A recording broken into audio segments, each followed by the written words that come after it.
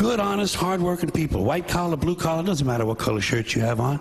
Good, honest, hardworking people continue. These are people of modest means. Continue to elect these rich cocksuckers who don't give a fuck about them. They don't give a fuck about you. They don't give a fuck about you. They don't care about you at all. At all. At all. Yeah. You know? And nobody seems to notice, nobody seems to care. That's what the owners count on, the fact that Americans will probably remain willfully ignorant of the big red, white, and blue dick that's being jammed up their assholes every day. Because the owners of this country know the truth. It's called the American dream, because you have to be asleep to believe it. All right, so today we've got a little bit of a special episode. I don't even know if I'm going to number this or if I'm going to call this something else. If this is going to be like a second show, an extra segment that we do. Put your labels on everything.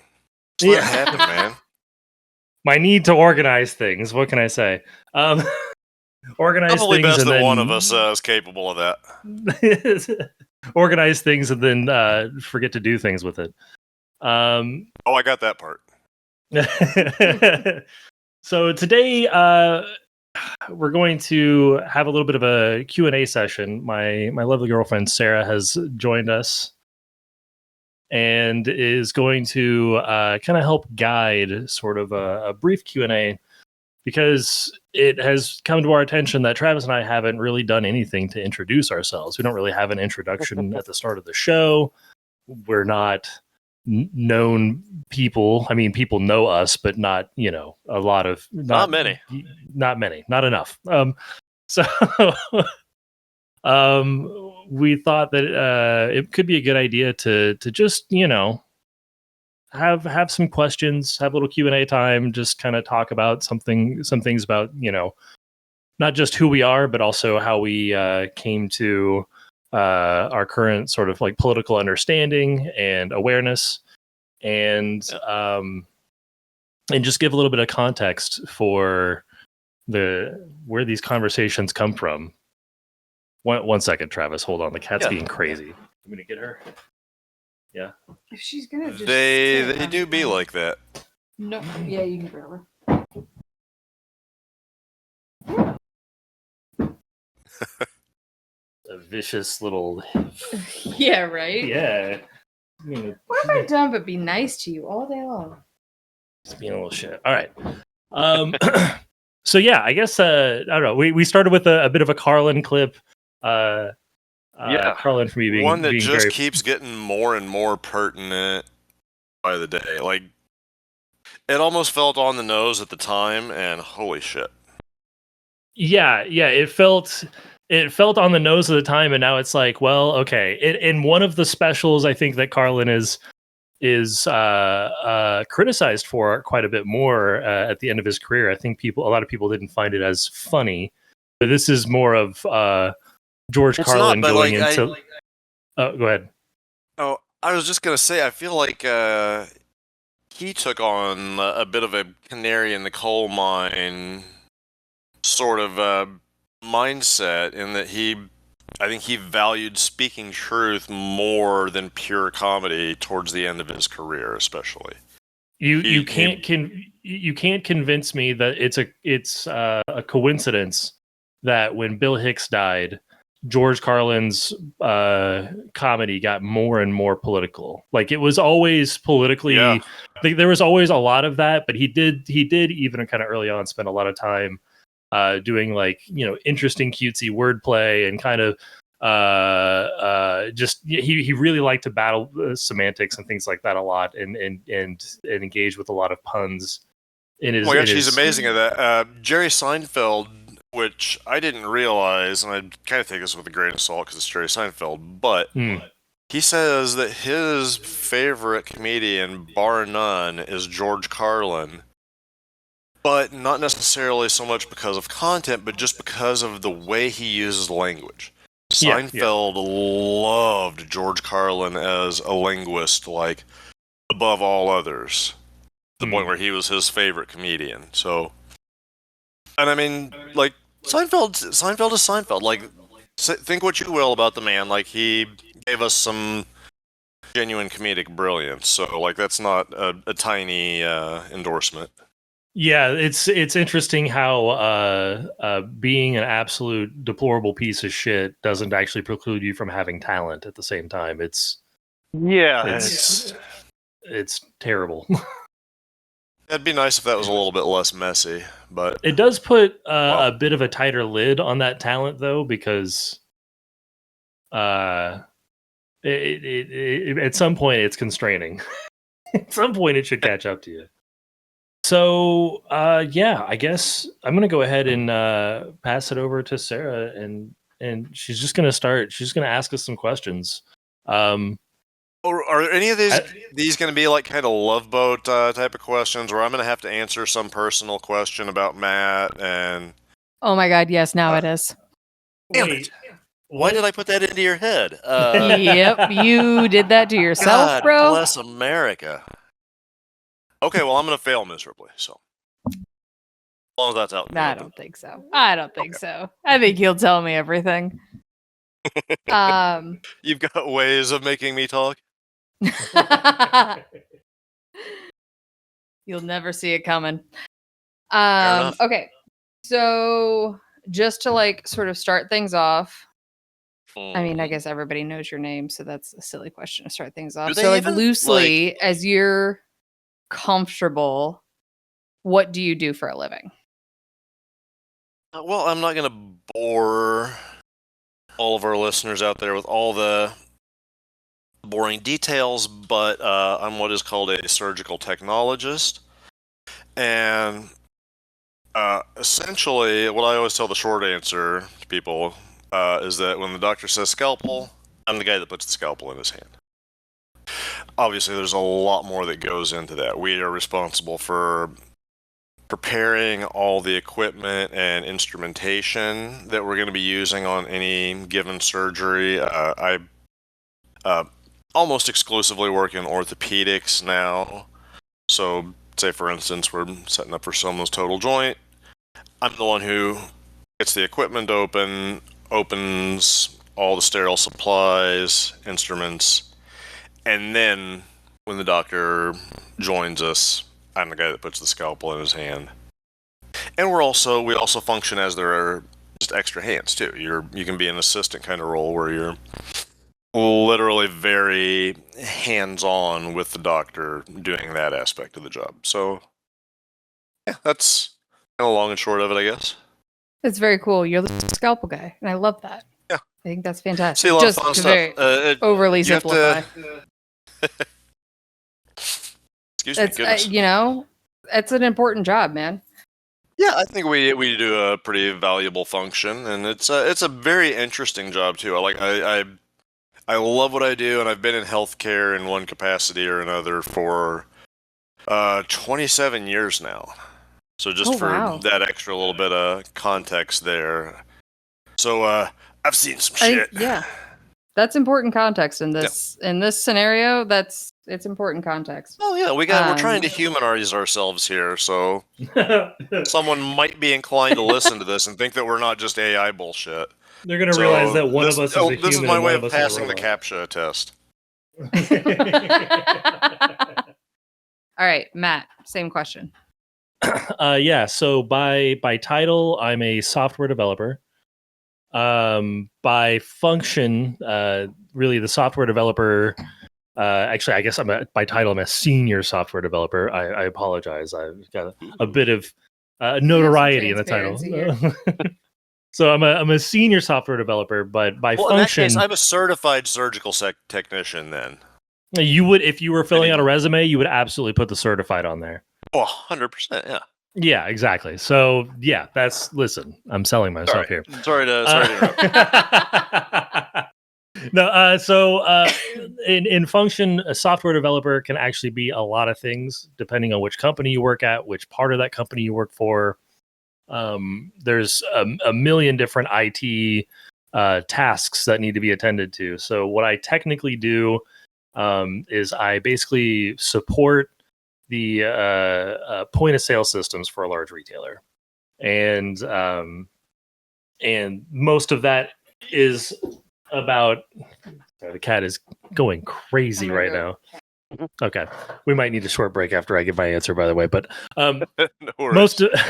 most of that is just taking data from transactions that have happened and making sure that that data is consistent and helping make sure that I get things fixed when that data is inconsistent, including helping out customers get refunds and things like that, all the way to the specific software issues that are causing the discrepancies. All right, yeah. So our cat's going crazy, so she got up to to give her some catnip and just distract her because she's a fucking handful Awesome. right now. Absolute demon child. I didn't know your job worked kind of up and down the food chain as much. I guess I expected that maybe you were a little bit more fine-tuned into where in the system. I literally do work that ranges from helping a person that was overcharged by 1 penny by 1 penny on their Visa credit card get that 1 penny back because of a rounding error that we caused on our end that caused them to be overcharged. I literally do that all the way up to helping software architects determine the direction for certain features for helping out, helping people sell products. So like physically, helping the transactions happen. So there's a huge range in the middle there, and most of it is in honestly, most of it is making sure that like the customer experience is clean. Basically, they don't have discrepancies on their receipt compared to what they paid, or they get charged the right amount. You would be surprised how complicated it can actually be for a retailer to do things like calculate the tax on an item that's sold that is subject to some military discount that the retailer provides. I'm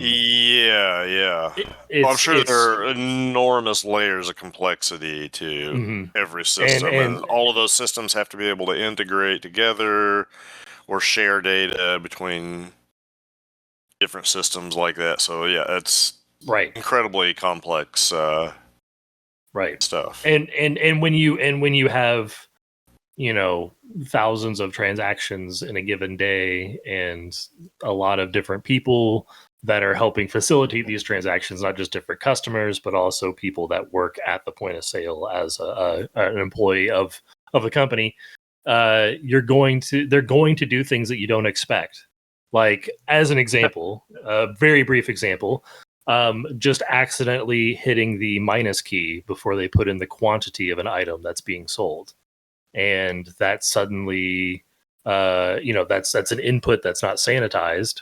And so suddenly we're returning an item when we're actually selling it. You know what I mean? Like, or the opposite, we're selling an item when we're actually functionally returning it.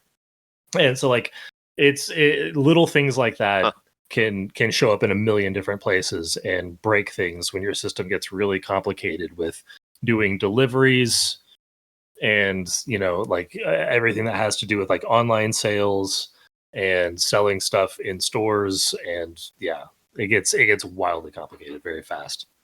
All right, gotta put a time limit on it. Yeah, I'm cutting you off. Excuse me.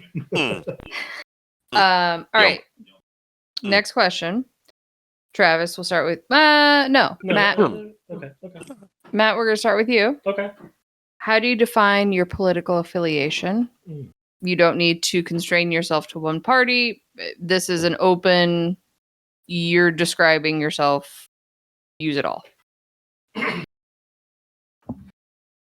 So I would say I vote Democrat. I have voted for the Democratic Party for the entire time that I've been able to vote and have participated in elections. I admit that when I was a much younger man, I did not have the same perspective of electoral politics as I do today and have had for the last 15 years. but I certainly wouldn't describe myself as a Democrat. I would be very hesitant to call myself one if somebody was to ask me, because I don't agree with corporate politics at pretty much any level outside of basically giving a CEO the middle finger. I am deeply skeptical of the coalescence of political power into these very few discrete parties, just the basically the two-party system or even a 3 or 4-party system. Bothers me because there's so much.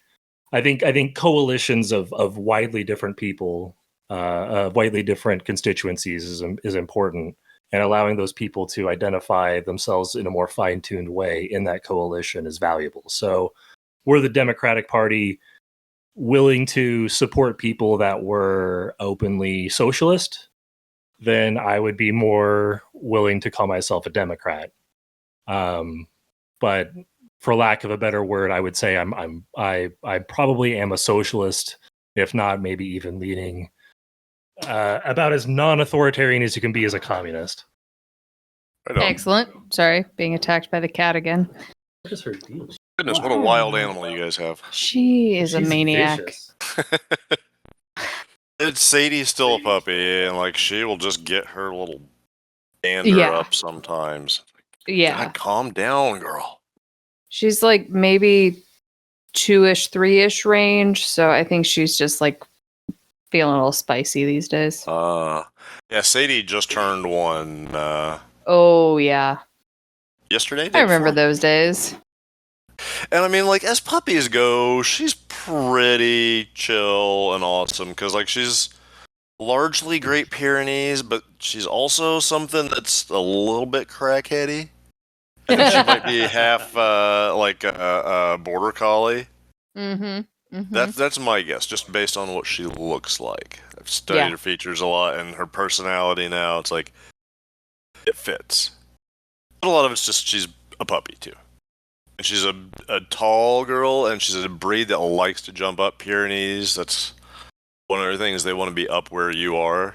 Yeah. It's a hard habit to break them of.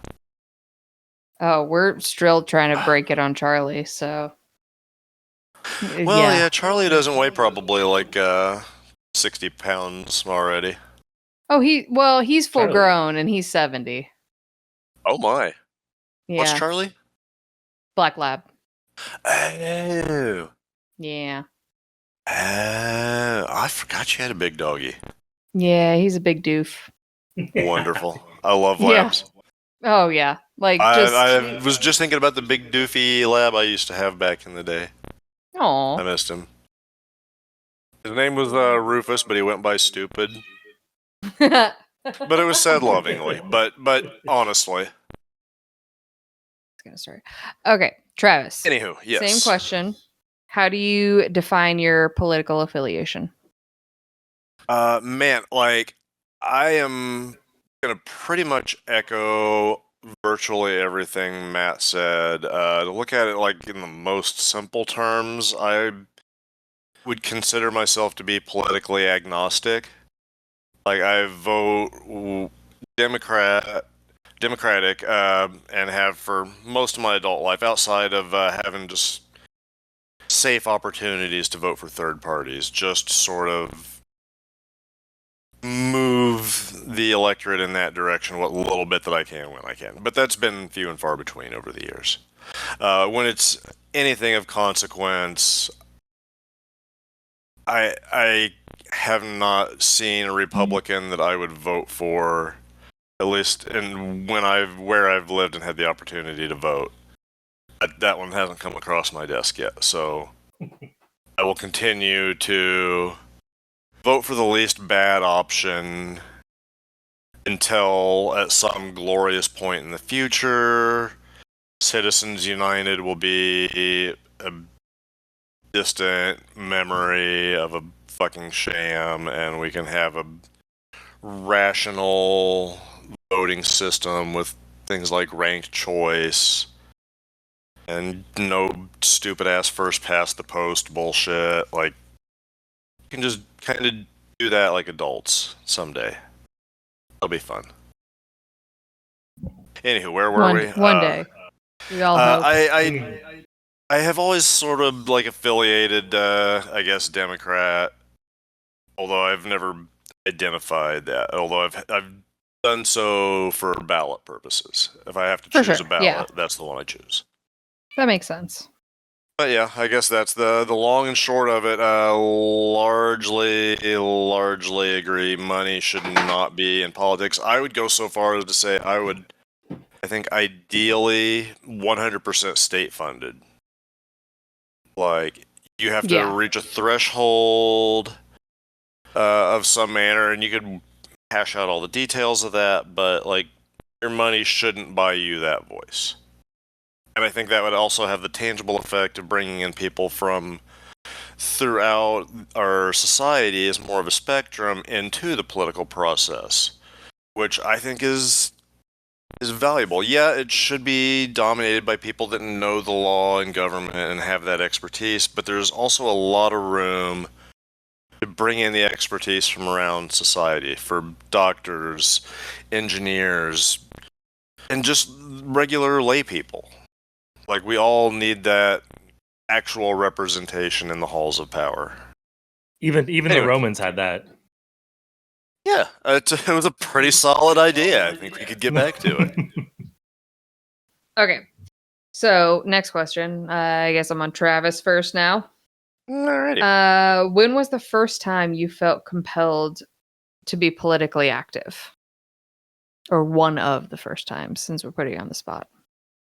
Well, I feel like I've always been fairly politically conscious.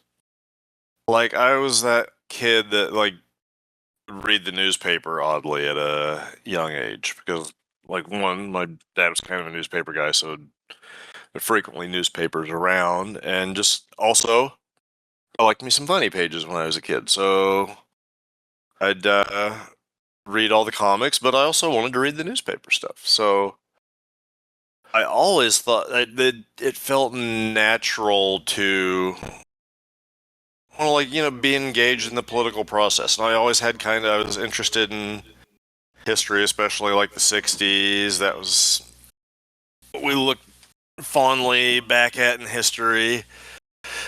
So, like, and that's very much marked by social upheaval and protest and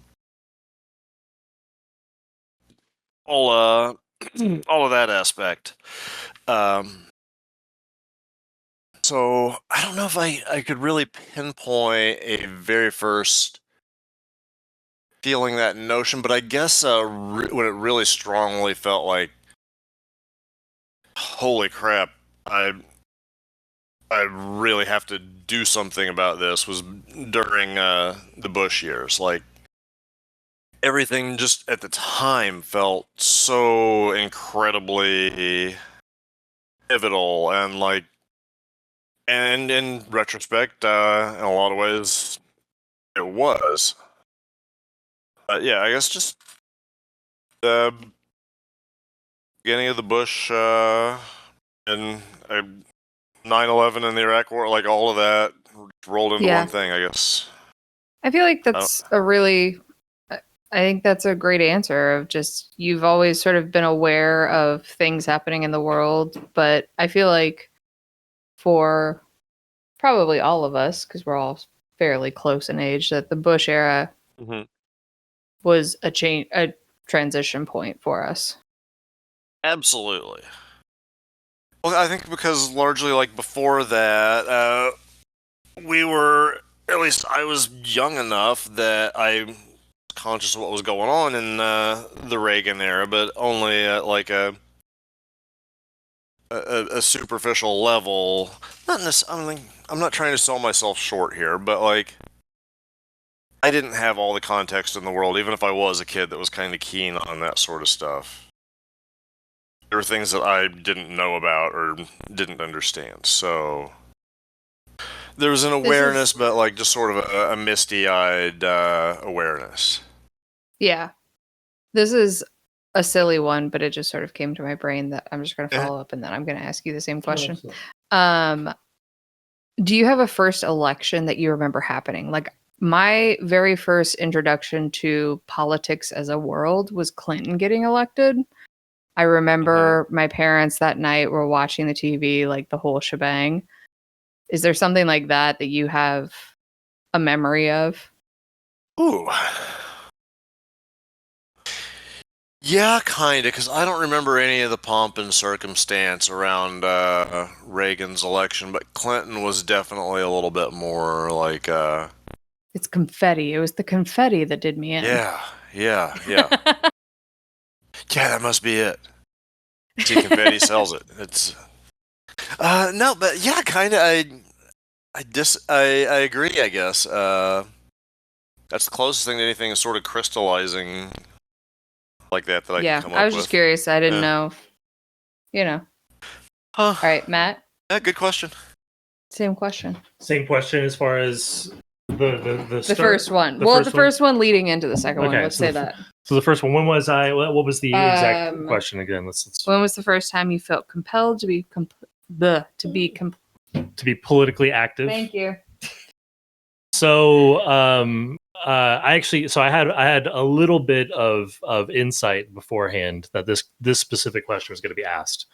So I did have a little bit of extra time to think about this. I wrote down a couple of things that were basically just like thinking about like, okay, this year this thing happened, this year this thing happened. So what was the thing that was first in that list?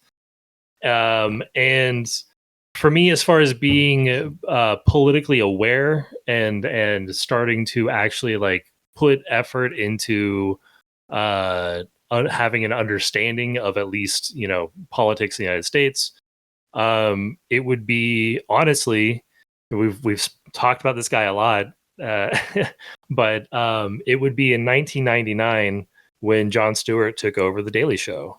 And because I watched The Daily Show on Comedy Central, you know, I had unfettered access to cable TV and internet from when I was basically like 9 years old on. And I watched The Daily Show when it was Craig Kilborn all the time. I loved Comedy Central. I you know, and I think a lot of my early political awareness came from comedians like George Carlin, for sure, and also like some classic comedians like Richard Pryor that would show up on Comedy Central. But The Daily Show, when Jon Stewart took over, it was a marked change from what Kilborn was doing, and I was very interested. And Jon Stewart was, you know, was and is really good at being the front man for that show. He and as a person that had, you know, no real deep political understanding to lean on for any sort of critique of him, which I probably would hold a lot of critiques now of some stuff that happens on The Daily Show. I think it was actually a really useful and foundation for some of my political understanding. And I think I'm very lucky that it happened to be one of them. But I do think that there is actually a moment before that maybe made me susceptible to some of that, which is being young and watching Full Metal Jacket without the parental supervision and having an understanding of how deeply, like being 10 or 11 and watching Full Metal Jacket and having an understanding of exactly how and why this is really fucked up just on the face of it. Yeah, that movie will fuck you up if you watch that too young. Yeah. Same experience. But I think it did make me a little bit susceptible to at least what I took away from it made me susceptible to like a left-leaning politics, because I was very sympathetic to Private Joker. I was sympathetic to criticism of the system that would put people in war and grind them up. And then as far as first election, I actually don't remember Clinton's initial election. It's really funny. The first like political event that I remember actually was 94, Nixon's funeral. And For some reason, I actually remember watching it and not fully understanding what it was, but realizing that it was a big deal to a lot of people and culturally and things like that. And I was crying about it and talked to my mom about it a little bit. And after that is when I know after that I started to like look at the news a little bit differently. And I do remember Clinton's reelection. So that was the first election that I would recall is Clinton's reelection. Very nice, very nice. I like all of this. I was the Full Metal Jacket thing that you mentioned, and I absolutely shared that experience. But I think that kind of came natural to me because I was raised on MASH before that, and like it's very much a different context. But man, it gives you there's a lot of political things, and honestly, that probably maybe set me down the road towards getting interested in medicine and healthcare as well, because MASH kind of was almost foundational in that way. I also was raised in a MASH household. Still watch it to this day. We'll rewatch it. I love that show deeply. It is incredibly medically accurate too. Yeah, incredibly it's medically one of the best accurate. to have ever done it as far as the basics of how they're performing surgery. It does a magnificent job. Incredibly medically accurate in a lot of ways, and really the most important ways, and uses that medical accuracy as a crutch for like very well for a lot of the storytelling, and in that like approaching it from like these are doctors in this space actually trying to save people's lives, like uses that as like a launching point for a deep critique of like being anywhere close to Korea. And just war in general, our basic propensity towards violence and conquest and et cetera, and it gets even more left than that, I believe. Like Alan Alda's fairly well known for his left-leaning politics, and that was honestly, and kind of rightly so, at times, a bit of a critique of MASH, in that it did get a little bit heavy-handed. Sometimes, I mean, a little heavy-handed, but you know, you're not dealing with light shit. Yeah, it's a small nit to pick for me. Yeah, although it's still a nit I will acknowledge. I mean, if we want to have, if we want to have taking that critique, I don't agree with it, but I could acknowledge it. I mean, there are legitimate nits to pick on MASH. But I'm gonna actually save all of that. We're gonna have a MASH episode. Full stop. Yay!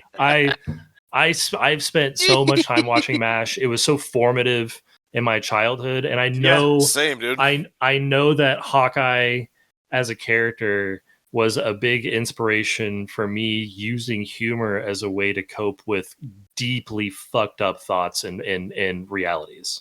Like not just you know, a reality that I'm experiencing, but also the way I'm like processing it. Like yeah.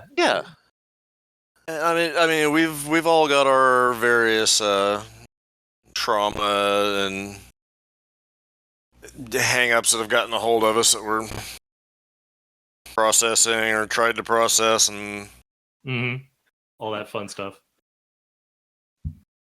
All right, I've been oh, she's joking. I'm dying. We give it the go ahead to go with the next question. Matt. Matt. Yeah, me. Okay. How do you feel about daylight savings time? Oh, all right. Daylight savings time. So, so there's a part of me that feels like it never needed to actually exist, because people are adaptable, and if the sun is coming up at a different time, we can figure that out.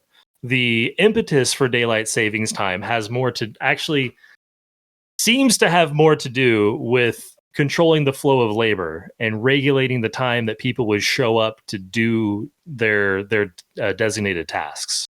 But the origin of daylight savings time itself is oddly something that people debate about. I feel like we should just get rid of it. It's fucking ridiculous. It doesn't make sense in a world that lives 24 hours a day, and in a United States that has come to terms with a basic understanding of time zones. It doesn't make any sense. It's why we waste not only time on the effort of maintaining the timekeeping, we waste money on it, and also it literally kills people. The time change literally affects people to the point where it can fuck with your heart, and people have shortened life expectancies because this shit's happening twice a fucking year. It's undue stress on people to change their rhythms for something that probably didn't make sense in the fucking first place and certainly doesn't fucking need to exist now. All right. Travis, same question. Oh, sorry. I hope I wasn't laughing over you. Oh. You're good. I absolutely agree yet again.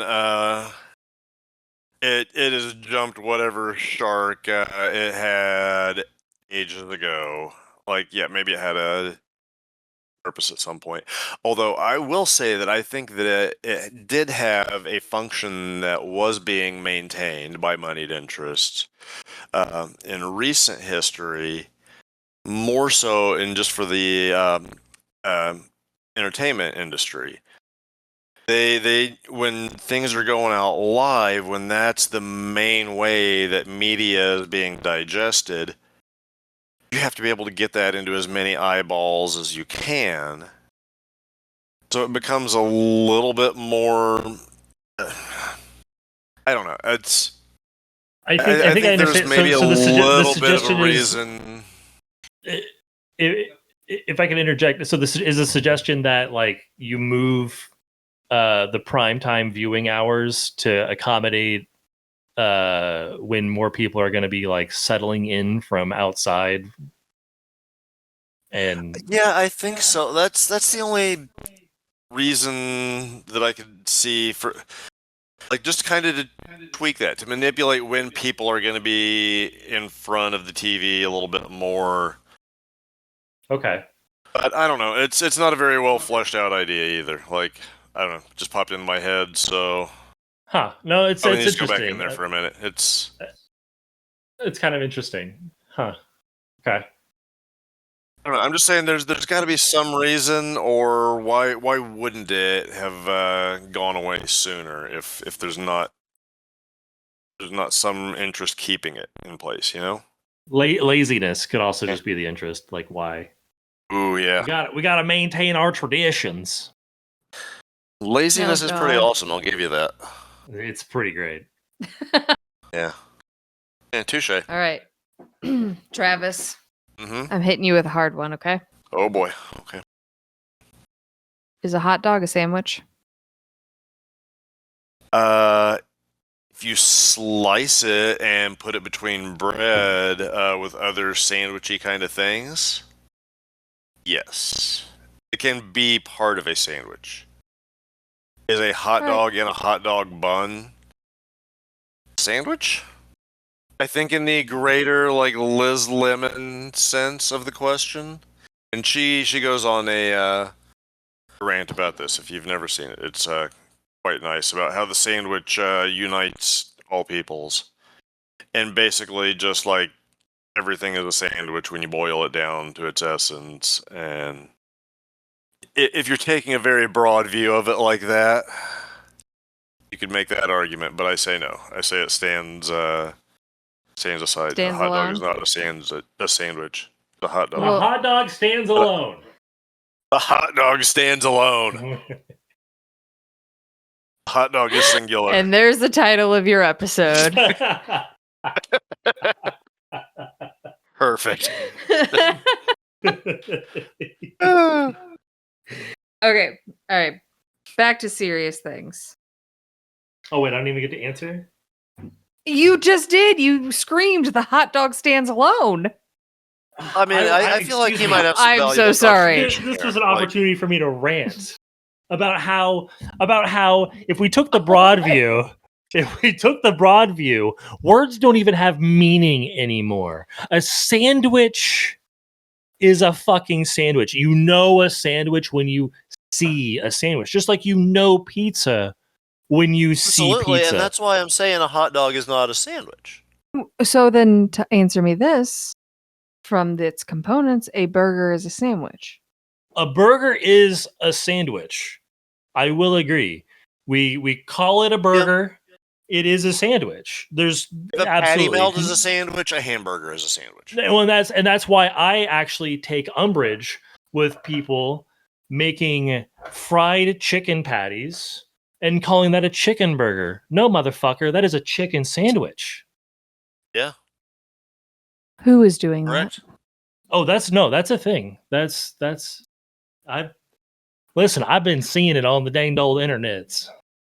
I'm on the Yeah, I think TikTokies and I don't KFC's see been doing that. some ridiculousness like that for a while. TikTok's too left wing. It's on YouTube Shorts. Did you just call me left wing? Yes. Travis, we're going to have to cut this short. I'm so sorry. I have to beat him up now. Okay, well, good. Best of luck with that. Yeah, Sarah's Thank you. Sarah's a staunch No conservative. problem. That's exactly how I took that to be. All right. So the last question I have lined up is how have your politics changed since you've gotten older? I've definitely taken the opposite from what the trope tends to be, which is that you get more conservative as you age. I have definitely gone the opposite direction. I say I've gone the opposite direction. I've maybe maintained the opposite trajectory. I don't think I've accelerated faster to that. I think the thing that's changed is that I think it might have to do more with the specific stakes.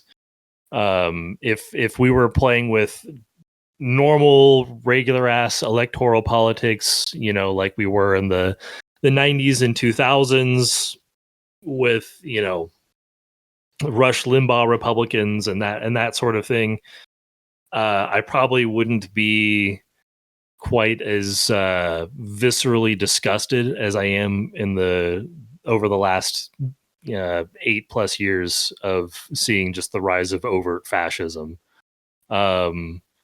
So as I've aged and things have gotten worse, I've definitely become more inclined to be actually active and participating, as opposed to being more of, as opposed to being more of just like a guy that's not afraid to talk about it in social settings. It seems like a more direct action has been required and needed to build up, and so it has. All right, Travis, same question. How have your politics changed as you've gotten older? Man, once again, I'm very much going to echo Matt's answer in a lot of ways. And like, as you were saying this thing, everything you were saying, I was like, man, you're just taking the words directly out of my mouth, because I do the opposite. I sort of went against that trope as well. I really, when I was younger, and probably just as a byproduct of being a kid that grew up in like way out in BFE of Southwest Missouri, had that a little bit more of a conservative influence, obviously, and so I kind of favored myself as a little bit more of sort of an old school Rockefeller Republican, the old classic fiscally conservative, socially liberal, was sort of how I viewed my politics as a child.